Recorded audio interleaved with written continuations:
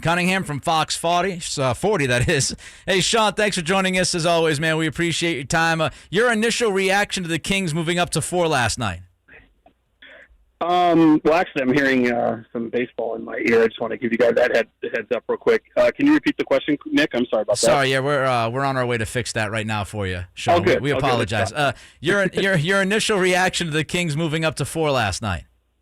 Yeah, man. I mean, Domantas Sabonis looking dapper. And, yeah, he was representing the Kings well with that vest, and yeah, I mean, they got a little bit of luck, and good for Kings fans, good for the organization who, they've gone through their fair share of L's recently and highs and lows, and you end up with a coach like Mike Brown, who I think most people, by at least looking at social media and seeing reaction around the league, that at least feel pretty positive about Mike Brown being the head coach, and at least of the 7 that were available to them. And then, of course, if you get a little bit of luck and move up into the lottery, it's certainly better than 7, 8, 9, or even worse. So I think it makes it a hell of a lot more interesting, a little bit more relevant, and they've got a lot of options. They're going to have to do their due diligence on every single person, but I think it does change the calculus a little bit as they head into a very busy summer. Yeah, you mentioned options. Now, I know this might change as we move closer to the draft, but right now when you look at it, Sean, your gut, would you like them to try to move up? Would you like them to make the pick, or would you like them to try to trade out for an impact guy? I've been giving a lot of thought, and my answer might change between now and, a month from now when they actually have to make that decision. But if it's me and I'm looking away that, I feel like I look at this draft class, and certainly there's talent and a lot of potential, some star potential. There's probably, in my opinion, and, I've talked to a few people already, and it's kind of a scary sight if they kind of side my way a little bit. Like, I'm a big Jabari Smith fan. I think he kind of sticks out like a sore thumb in terms of being a relevant player right now, star potential, could do a lot of nice things. Everyone else I have some question marks about. And based off that and kind of looking at where the Kings are, I don't think that it behooves the Kings to get younger at the stage of where they are with so many of their key pieces. They're not like the Warriors who can contend for a championship and, at the same time, develop a lot of young guys and build for their future. Kings are kind of in a, you got to kind of make some moves now, and all of a sudden that pick becomes a lot more attractive. It's a much more sparkly asset that they have, and so depending upon how 1 through 3 goes, I think I'm exploring all options, but I think I'm leaning more into trading the pick because I really do feel that moving that pick, even with possibility of some pieces that are already currently on the roster, or even looking at some of the future assets, I think you can really add to this core surrounding Domantas Sabonis and possibly De'Aaron Fox if he's not among one of the people you move.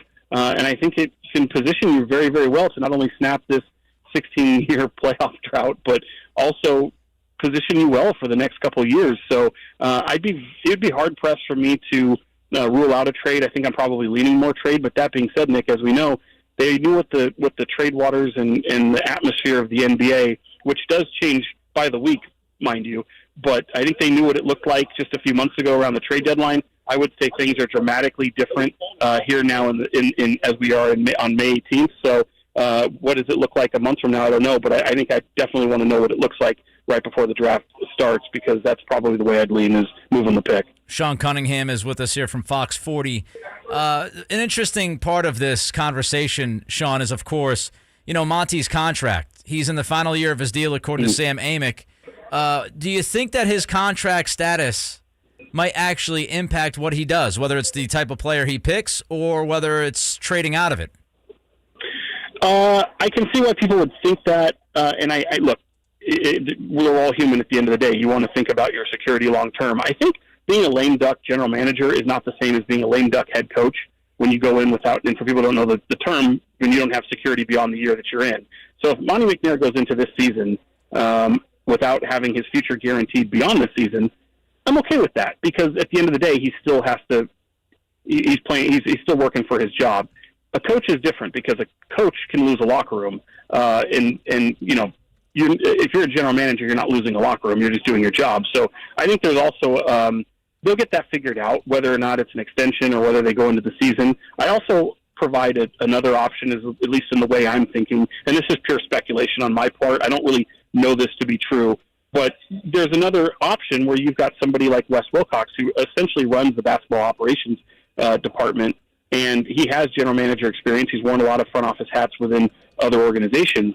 And if, let's say, it doesn't work with Monty McNair, there's a possibility that they could elevate Wes Wilcox to keep that continuity and not suffer into a moment where you've got a general manager who didn't hire the head coach in the event you bring in somebody else to replace Monty McNair. So I think that's just another kind of element in the whole calculus of how they go into the discussing whether or not they're going to keep Monty McNair around. But certainly I think Monty McNair, whether he gets a guarantee beyond this season or not, he's got to go in there and make the best move for the organization, and I don't think he's going to feel any type of way differently whether he has the security or not when he comes to make those type of decisions. And then let's be honest, ownership at with this club, and it's not unique to Sacramento, they all ultimately have the ultimate hearsay or ultimate final word on things. So, I think they'll support Monty McNair, but I think he's going to have to make a decision either way.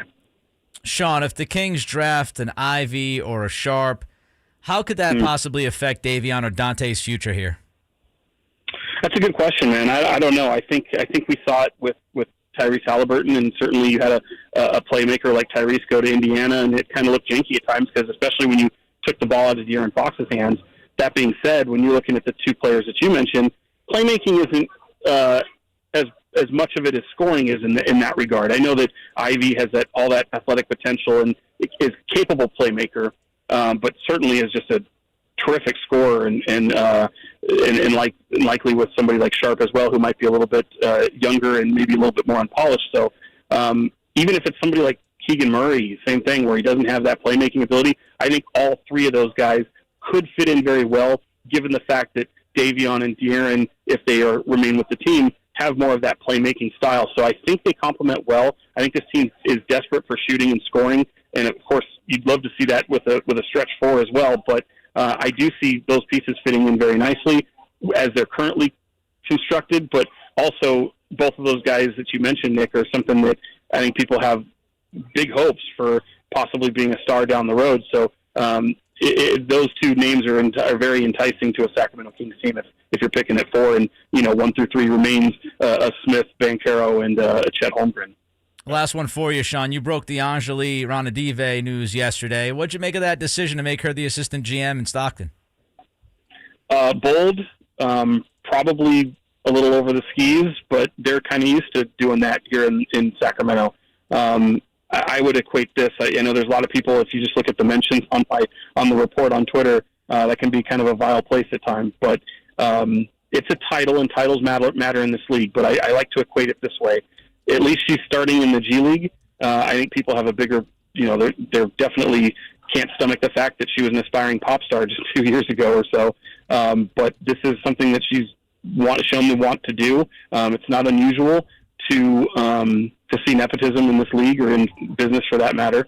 But to see someone like her with no experience coming into a situation where she's essentially not only going to have a voice in the room in the G League level, Nick, but you're also going to have it at the NBA level as well. So they want that continuity between both squads.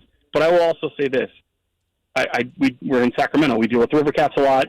The head of PR there is also usually the assistant general manager when it comes to that ball club. Right. So even at the AAA level. So for anyone that thinks that she's going to, have this huge impact, no, she's going to try to cut her teeth and learn a lot, and maybe this is her chosen profession. There's nothing stopping the Stockton Kings from adding a second or even a third assistant general manager.